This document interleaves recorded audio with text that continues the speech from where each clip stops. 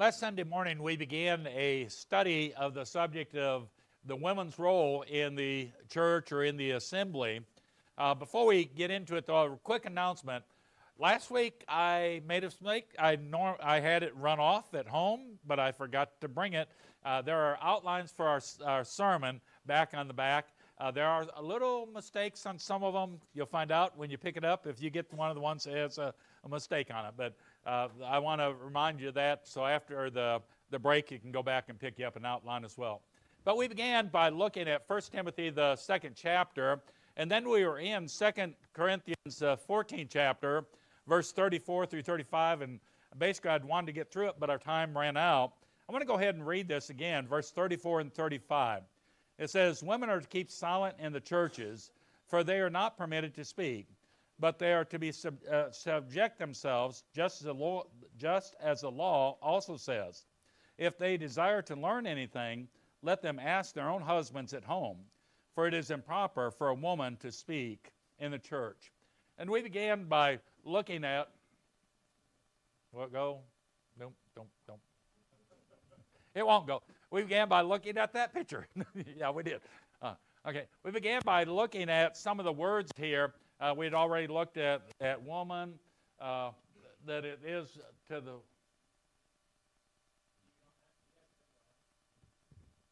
How do you turn it on?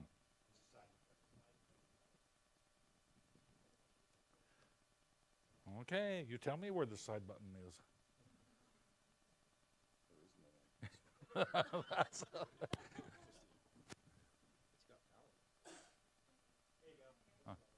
Okay. Did I grab the wrong one? Who knows? Okay. Anyways, we looked at the woman. It was the fact of the woman, and the word "keep silent" means total silence. We had talked about that. There we go. Okay, now.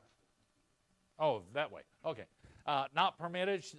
We had looked at that word as the fact of she was not permitted to speak, and then to speak was to utter a voice or to make a sound. And that's basically where we got to last week. There. Now, get to that. And so we'll start with the word subject themselves. And this word is where we got to. This word literally means to subject or to be obedient to, or to put oneself under the control of another, or to be subject to. And Paul says that the women are to subject themselves to, and then he adds another word, and that is also just as the law says. What law is he referring to? Not the law of Moses, going all the way back to Genesis chapter 3, verse 16. And we read that last week, but that's where God, because the woman had fallen, her desire should be for her husband, and he shall rule over her. And so he's going back to, this is the law that she is to subject herself to. And then he goes on in verse 35, and he says, if she desires to learn anything. And with this statement, he's kind of putting up a potential question that might be asked. Perhaps the woman says that I've got a question. And since women are not allowed to speak in the assembly, how is she to have that question answered? How is she to learn if she can't ask questions? And so Paul is now going to give the answer, and he says that she should ask or inquire or seek, or the word means to demand an answer. There are three different Greek words that are used in the scriptures to refer to the idea of asking a question. The first one is the idea of asking for permission from an inferior to superior, such as a slave asking something of its master. The second one is one of asking as equals. Asking somebody like a king is asking permission of another king. And then the third way the third type of word that's used is the way of asking with more emphatic of demanding an answer. I want an answer to my question. And that's the word that Paul is using here for wives. They are to demand an answer of their question. Paul is saying, if you have a question, go home and demand an answer from your husband. Demand the answer to that question. It might be that, that whatever the question is, that the husband is supposed to be the one that's to answer that question. And it's in the present tense. We talked about the present tense last week. The present tense means over and over and over again. If you have a question, demand it over and over and over again. Keep asking the questions of your husband. We might think this kind of a strange. Why would Paul say that? Why would Paul tell them that? Possibly two explanations. First of all, because of all the confusion that was already going on in the assembly that we can see in the entire 14th chapter of 1 Corinthians. Maybe he was simply trying to say, rather than asking questions there and further causing more confusion, you do it at home. Or perhaps Paul was emphasizing, as we've seen all the way through, spiritual leadership. And the fact that women, if they have something to ask, are to ask it of their husbands, are to do it in the home rather than in the assembly. Then Paul adds another word here, and that is the word, there it is, improper. That if she doesn't do this, he says, this is improper, it's shameful, it's ugly, it's debased, it's a disgrace. Here he's simply saying that the reason why women should be silent in the assembly is because if they're not, it is a disgrace to them and even to God.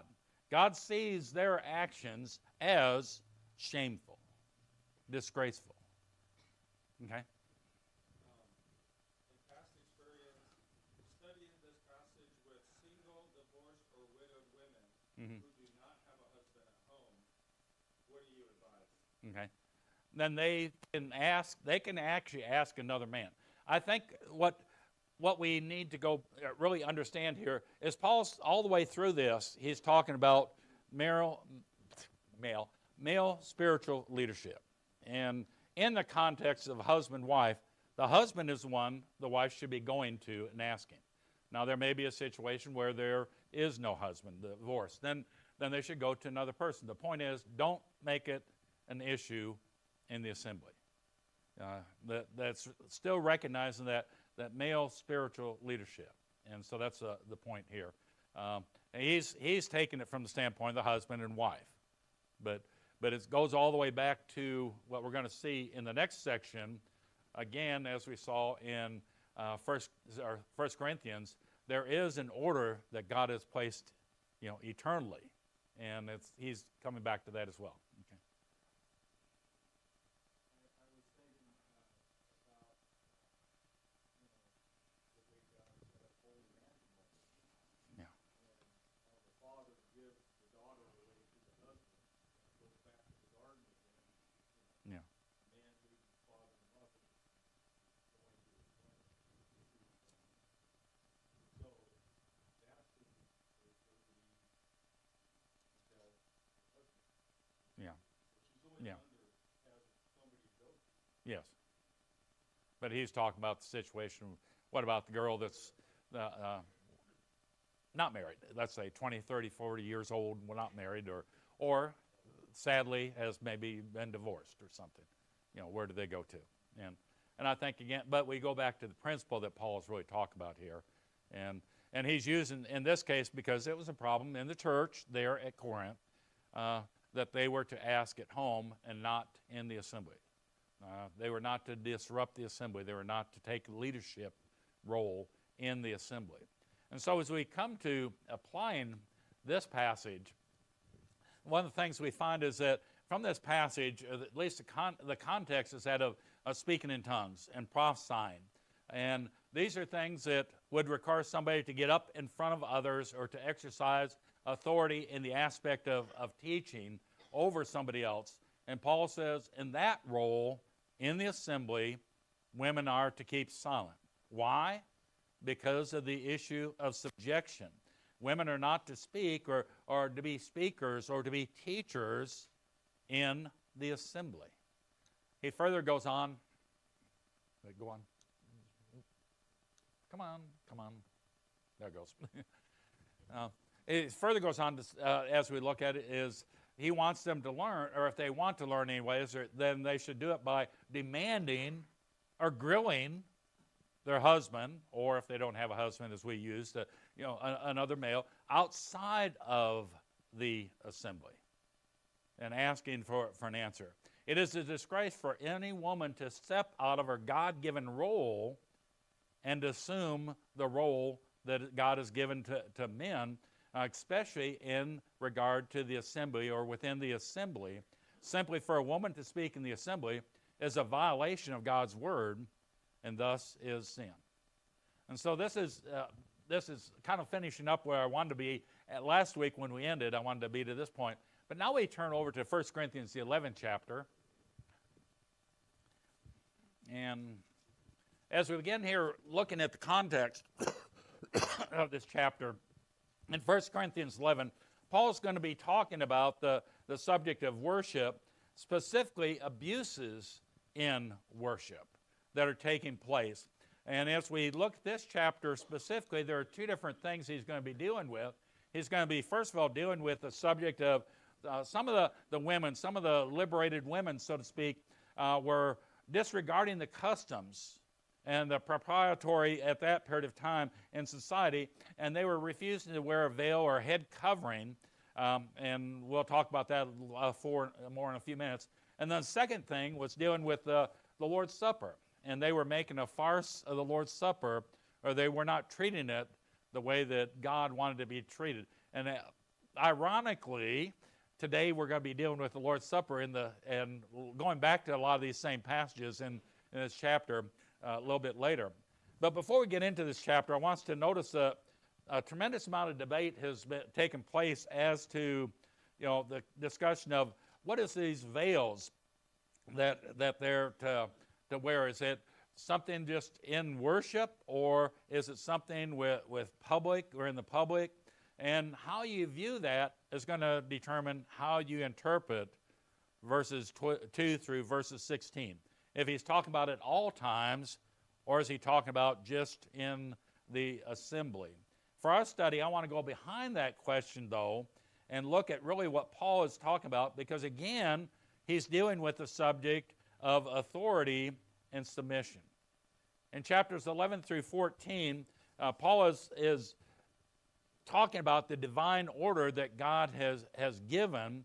Even though it's in the relationship to the assembly, it's still something that is eternal, so to speak. And here he's talking about the assembly, but God's divine order even applies to when brethren are assembled together. And I think I forgot to hit that point. Let's see if I got... There it goes. Yeah, okay. Let me get the next one here then.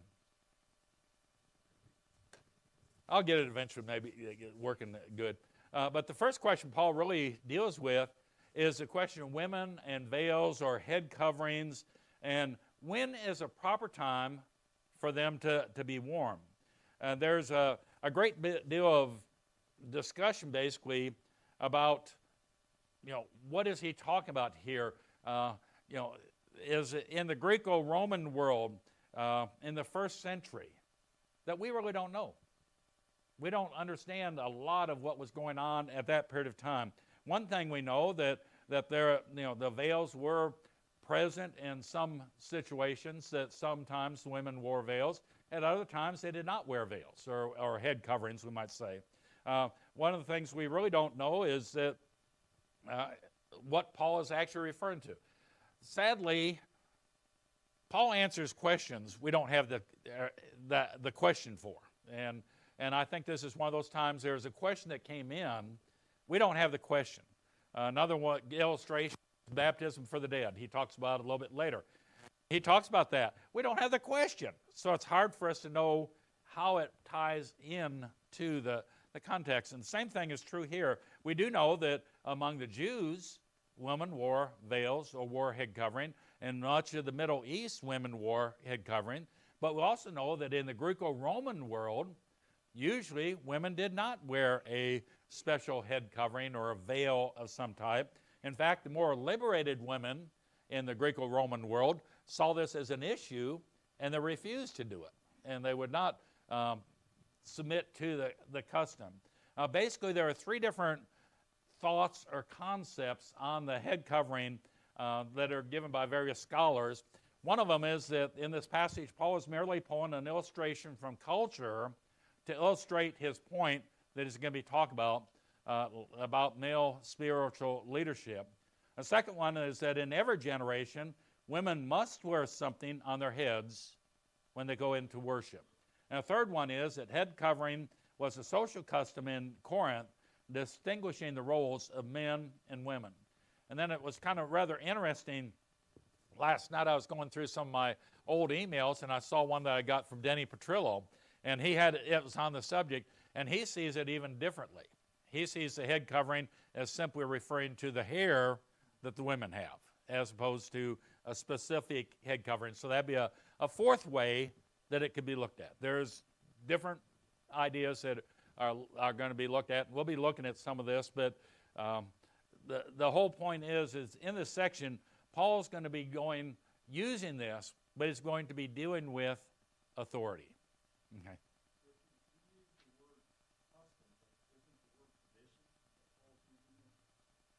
Okay.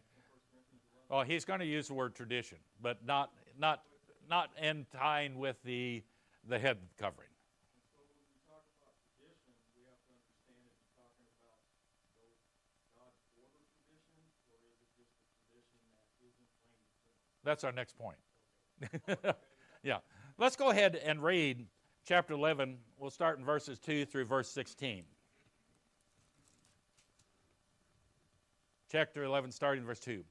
He says, "Now I praise you because you remembered me in everything and hold firmly to the traditions just as I have delivered them to you.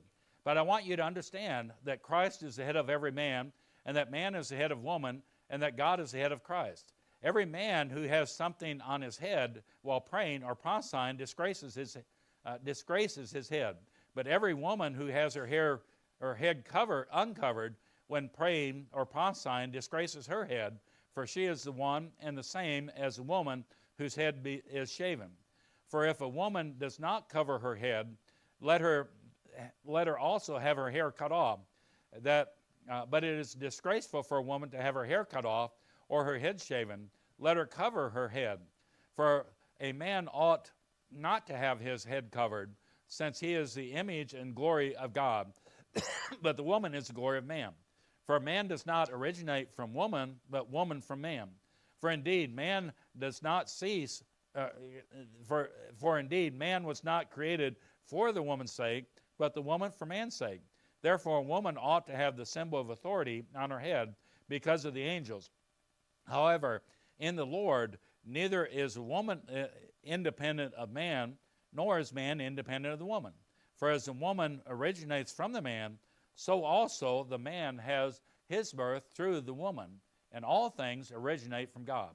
Judge yourselves. Is it proper for a woman to pray to God with her head uncovered?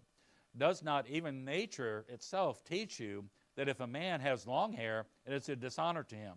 But if a woman has long hair, it is her glory to her, for her hair is given to her as a covering. But if one is inclined to be contentious, we have no other practices, nor have the churches of God. So coming back to your question, the first thing we deal with as we come back and we begin to apply it is the word, there we go, the word traditions that Paul uses here. He's talking about traditions. That this word actually means that which is handed down, that is delivered, or specifically, as Paul is talking about it, teachings that Paul has handed down or delivered to them. Paul's addressing them and praising them because they are following the traditions.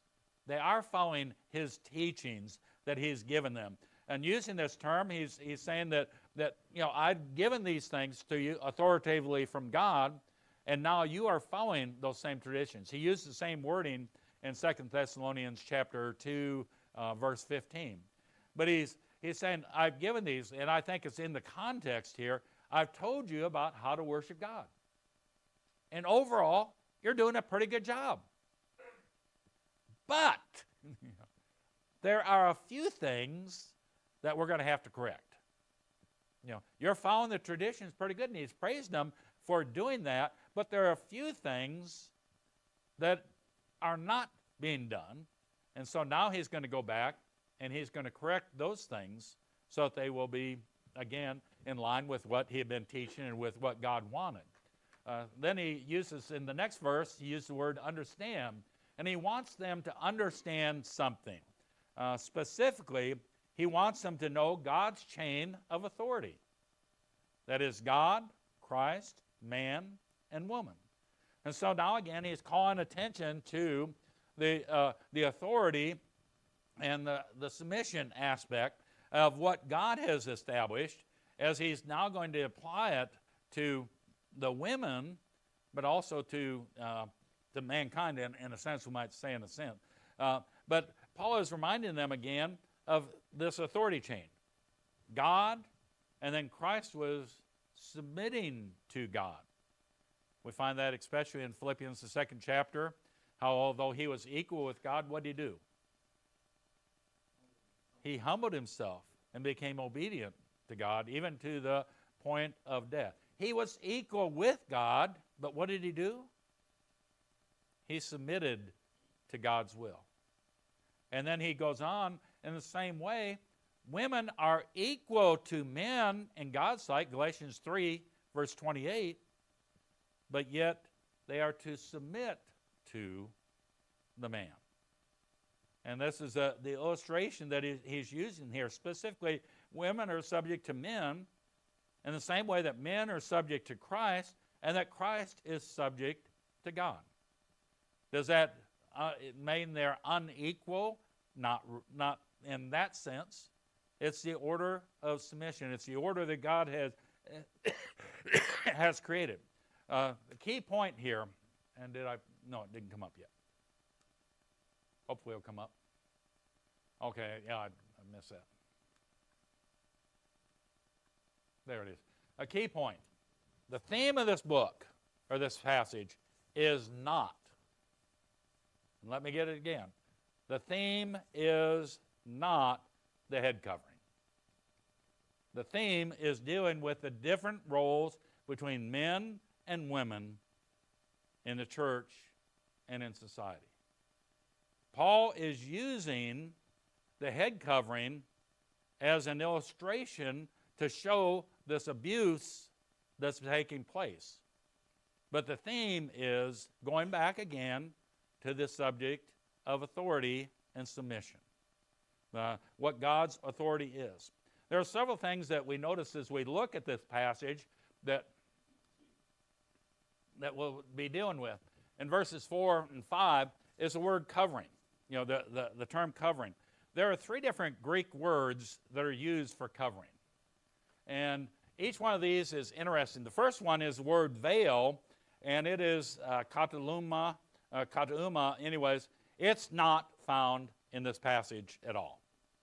It is found over in 2 Corinthians, the 3rd chapter, verse 13. This would be a veil that would be on the front like Moses. Remember how he put a veil over his face when he came out from the presence of God. That would be the type of word that's used here. That's not found in this passage. That's not a word that's used here. A second word that is used is the word, let's see if I can get it right, paraboleion, which is found only in verse 15. And this is referring to her hair is her covering. When that word is used, it's referring specifically to the covering that her hair gives to the woman, her glory. And then the third word that is used here, or that is used for covering, or translated, is the kata. Kata lepoto. Anyways, but it comes from 2 Greek words: kata, which means down or under or down upon, and kaleo, which means to cover, to hide, or conceal. This word means a total covering, a complete concealment. And this is a word that Paul uses here in verses 4, 5, 6, 7, 13, and 15 as he's referring to a woman. To get an idea of what this word covering means, we can see how it's used in James, the second chapter, the 5th chapter, verse 20. James 5:20.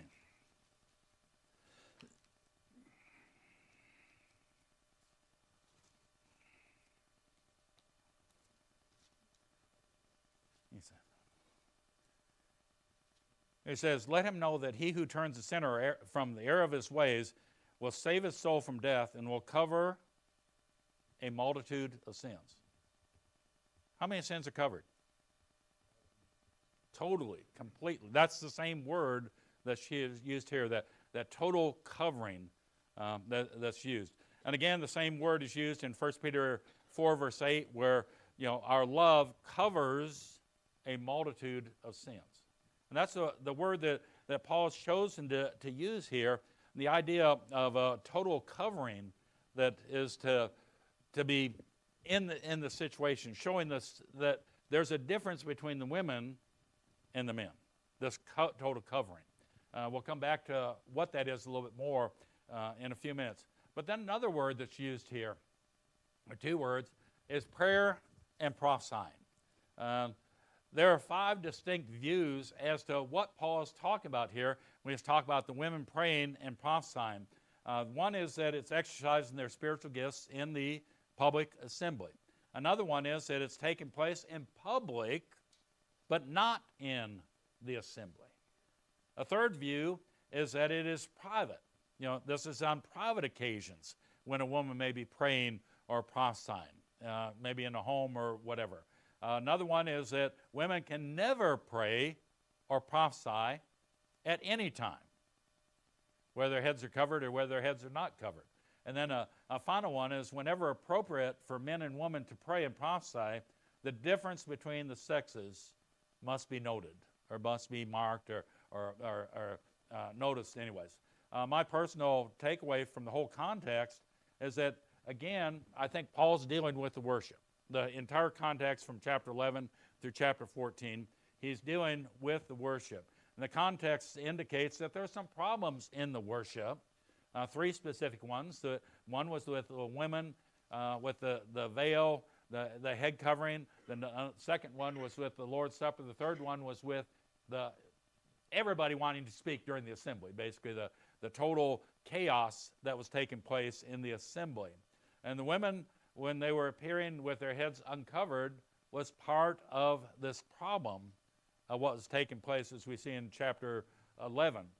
It was improper for them, as we find in chapter 13 or chapter 11, 17 following. It was improper for what they were doing in the Lord's Supper, and so Paul was condemning them. And of course, the rest of the text, he's dealing with the pride that they had over, I got my spiritual gifts, and I'm going to say it regardless of what you say, and when I'm not going to shut up and whatever when you have something. So this is all going on, and that's in this context that Paul is using, talking to these women. The very nature of prophesying, again, says this is something about public. You're teaching. You're in front of others. You're prophesying. You're giving out information in front of other people. Those who prophesy in the church, Paul is saying in chapter 14, are edifying the church. So it's a teaching thing. It's something that's taking place. And the fact that the head covering is on there shows, again, it seems to be something public that's talked about and not in the private, because how many women would, quote unquote, wear head covering in their home or in their privacy? So it seems to be that that's what Paul's talking about here.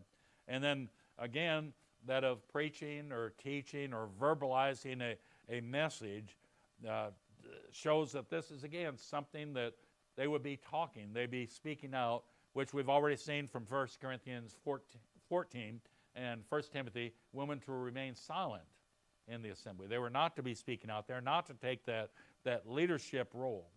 And then he goes on to add to this one other phrase, as one and the same as her who has her head covered. And in the statement, it's very similar to a woman who has her head or head, her hair cut off, as in verse 6, symbolizing there's no distinction between a man and a woman. If their hair is cut off, how do you tell the difference between the two? I know you've been over in Africa, and there, the women do cut their hair off, but there's a whole different reason. It's not over this. It's because of the cultural situation, and they don't have water to wash their hair and all that other stuff. And so because I've asked, we live there. I was just curious. But the idea here he's saying is that the woman who shaves her head or cuts her head off, it's a disgrace to her. She does it to look like a man rather than to look like a woman. Okay. Well, we need to get some historical context here, in that Corinth was the hub of sexual immorality. Yeah. Yeah. And so the temple prostitutes would shave their head. Yeah. That's what it's referring to. Yeah. Yeah. And that's basically what in verse 6 he brings that out a little bit more. He seems to be saying if women are going to go ahead and appear in public like a man, that is, try to take over a man without the covering, then they are just like a prostitute. They have that, they've lost that respect, is the illustration that he's using here. Okay. So, with the prophesying, and from chapter 14, with the women not being allowed to prophesy in the assembly, Yeah. then when would these women be prophesying and be required to wear the head covering? Okay. Okay, the women could, as we were talking about this prophesying a little bit last week, they could do it with other women. They could do it in a private setting when, for example, maybe they were with helping to teach somebody, as is Ananias and Sapphira. It might be with other children. There would be other areas, but not in the assembly that they could do it. And, pardon? Yeah, Aquila and Priscilla, and are different things. Yeah. Well, they did a little different thing. They weren't. They weren't really teaching. They just were trying to bring glory to themselves in a sense. Yeah.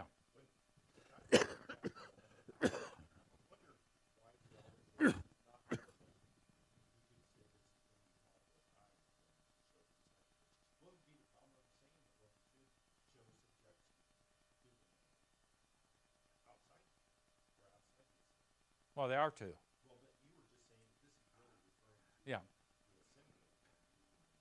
Yeah. In this context, yes. Yeah. In this context, he's talking about the assembly. Yeah. His boss was a woman. He says, I cannot work for her. Her. Because Yeah. God tells me right here Yeah. that I'm supposed to be head over the woman. Yeah. He says, I don't think that's what it's referring to here, but he was Yeah. very adamant that he pulled it out of context. He said, you know what, I can't work for anybody that's my supervisor is a woman. Yeah. Or what are you going to do if the president of the United States is a woman? Then what do you do? But I think we have to, again, go back to the context. Here he's talking about in the worship, but also he's talking about in the family of Christians. There is a divine order, and we're going to get into this starting in verses 7 through 10. There's a divine order that God has set in place for a purpose. What happens if you have two heads? They're going to be constantly fighting. If no one submits, who's going to be in authority? God already saw that.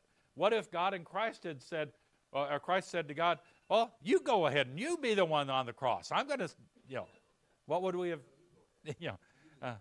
there's that submission. Okay, we head over here and then we'll come back to Scott. Okay. Didn't I see your hand? Oh, I'm sorry. Okay, Scott. So it seems like verse 10 kind of sums it up. Yeah, I was going to get to 7 through 10. So Yeah. a woman should wear a covering on her head under man's authority. In fact, for all the angels to know this and rejoice. Yeah. That one's a really weird translation. Yeah. Very different. Okay. But we're going to get to that passage in just a second. And so, in verses 7 through 10, Paul's going to go back again to the argument from creation.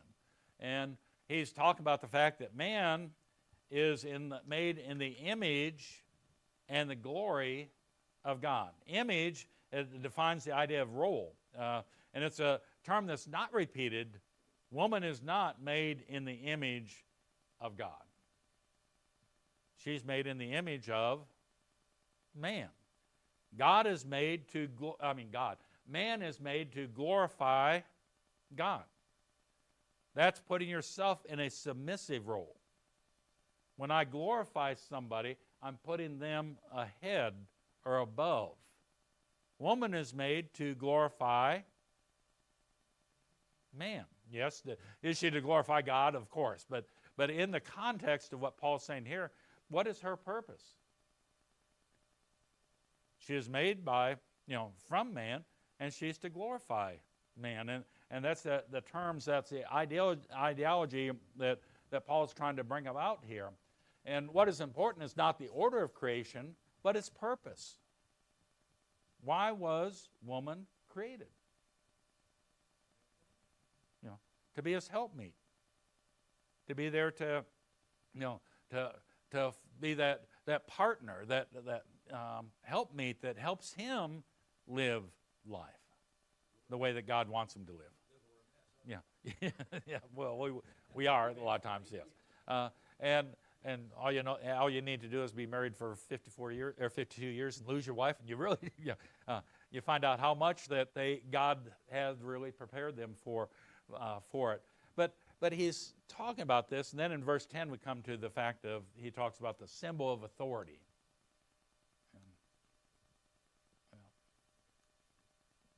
There it comes. The symbol of authority. This points back to, again, the covering that Paul previously mentioned. What was the symbol of authority that he mentioned? It was that covering that she had, and he's referring to that symbol of authority. This is why I think that he's talking about not just in, he's talking about in the assembly, but still that whole area here is not about the veil, it's about God's order of authority. And then we come to the phrase, yours read very differently, but because of the angels. And this becomes a very interesting passage. A lot of speculation. We don't really know exactly what Paul was talking about. Possible explanations is that these were the evil angels, or there were evil angels anyways, back in Genesis chapter 6 and verses 1 and following, who lusted after the woman. And so the idea is that maybe it's those angels that if these women are that way, then the angels are going to lust after them and commit sexual fornication with them. The problem is, if you really do a careful study of Genesis 6, you're going to find that it's talk about the sons of Seth and the sons of Cain and their descendants. Or another interpretation is that these are good angels who are watching over the assembly. That they're watching what's taking place. They're the custodians of divine order, and they view this that's taking place, and they see it's not what God wants. Or a third thing that I had read, excuse me, is that it could be in Jude, the 6th chapter, where it says the angels who did not keep their own dominion, but abandoned their proper role or proper abode, and that this would be a warning. Look at the angels. God had given them a definite role, a definite thing that they were to do. They didn't do that. What would happen with women or men? But anyone who does not fulfill their proper role, what do we learn from what happened to the angels? So we don't really know what Paul is referring to. Okay. There's another possible translation as well, that because they translated it as angels, we automatically think of spirit beings. Yeah. Where it could be human messengers Yeah. who have come in to spy out what they are doing as they spied out the freedom that Paul had, and then go and report back to whomever they report to, as in a messenger that's seeing, these Christian women aren't behaving properly, and then they go tell everybody about it. Yeah. Or people that came from Corinth to Paul as messengers with the message, such as maybe Chloe's people. Yeah. And so there's a lot of possibilities, and all of them are good. And most of them are good possibilities. We really don't know. Some things, like Peter said, some things Paul writes are hard for us to understand. We really don't know. We don't want to lose sight of the message, though, is he's talking about authority, and he put this in there for, they understood, we don't, and that the divine authority is there. And then he goes on in verses 11 and 12. Get up there. Going to come up. The word in the Lord. Paul is saying, I'm doing all this, or I'm saying all this in the Lord, or by the authority of God, by the will of God. And this passage, or this phrase, is used by Paul numerous times when he's saying, this is by, not my saying, this is not what I'm saying, this is what God says. This is what has been revealed to me. This is from the Lord. It's by way of creation. God has already established this authority, and Paul's saying, this is from the Lord. It's not just I'm doing this for the cultural situation here in the first century, and in the 21st century the culture is going to be different. You know, this is from the Lord. It's going to be the same regardless of what century, of what time. And then he also in verse 10 talks about, or verse 10, verse 13. Well, we can get it. Verse 13, anyways. He asks a question in verse 13. He says, judge for yourselves. Is it proper for a woman to pray to God with her head uncovered? And so he's asking a question. He's kind of anticipating, so to speak, and he's asking this question, you know, is it proper or is it not? And his answer, of course, is it's not. You know, it's not proper for a woman to prophesy with her head uncovered. And then Paul's argument goes on to nature, or the nature, and he's talking about the nature or the regular order of things, the concept of nature. What is natural? What do we see in nature? And we look around us, and there's examples of this word that are used numerous times. For example, Romans, first chapter, verse 26. And you can look at these others, but I'll just use that one as an illustration. What is natural? One man and one man. Oh, one woman and one woman. What's natural? One man and one woman. What's unnatural? Male, male, female, female. And that's this idea of what is natural in the relationship of men and women. What is natural? What's the natural appearance of women? Long hair. What's the natural appearance of men? But really, you know, it's short hair. You know, yes, our hair will grow, but our hair will never be, well, there's a few men that might be, but our hair will never be as pretty as a woman's hair. You seem to lose it as well. Yeah, we do kind of lose a little bit of that. Yeah. But he's talking about it's natural. The covering that the woman has, and I think this will become back to Guy's idea, is the covering, this is natural. Why would a woman shave her head off? You know, I know you lose it if you have chemo and stuff like that, like my wife did, but why would they naturally just shave it off unless there's a purpose? They want to be what? Yeah, different, or they want to be like the men. Or I might go on the opposite side. Why would a man want to wear his hair really long? Yeah. Or dreadlocks or something. But still, there's that distinction, natural distinction that Paul's talking about here. Even nature teaches us there's a difference between men and women.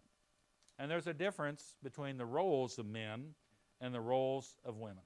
And then he ends with the word we. The pronoun we.